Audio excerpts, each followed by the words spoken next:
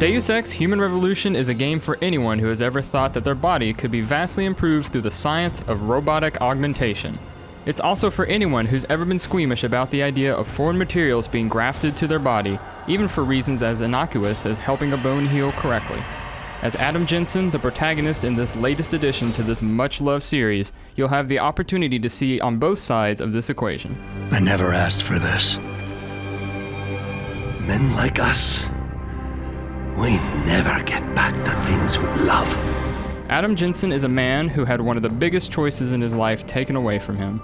At the outset, he's a former SWAT team member turned security officer for Seraph Industries, the leading company in human augmentation in the year 2027. He's a nice guy, keeps to himself, and tries not to make enemies. He's put off by human augmentation, which isn't too surprising since he gets to see the grisly details and the effects it has on people, all in harsh detail. But when an accident occurs early in the game that leaves him clinging to the very threads of his life, he is left with little choice but to undergo augmentation in order to survive. How do you feel, Adam? The body may heal, but the mind is not always so resilient.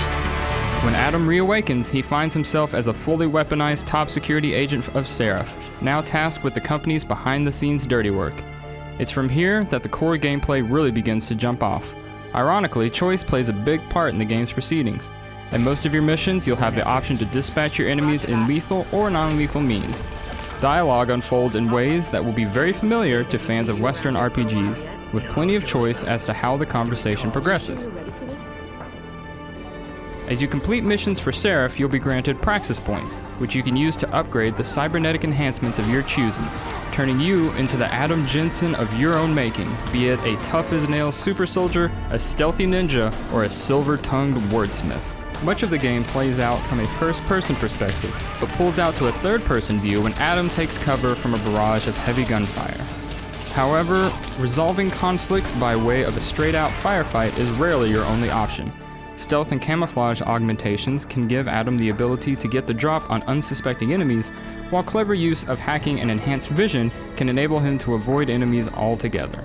Augmentations can also enhance your direct combat abilities, like providing an indicator to show how much you should lead a moving target. Using any of these augmentations drains Jensen's internal batteries, so you'll have to use these abilities economically. You don't become an unstoppable super soldier overnight. Overall, Deus Ex Human Revolution looks to be more than a worthy successor to the franchise. The outstanding art style, the fantastic world that has been crafted, and the degree of freedom given to the player all make a very strong case for experiencing this bleak vision of the future. Deus Ex Human Revolution is a long time coming, but the wait will soon be over. Be on the lookout for the game when it hits store shelves in August.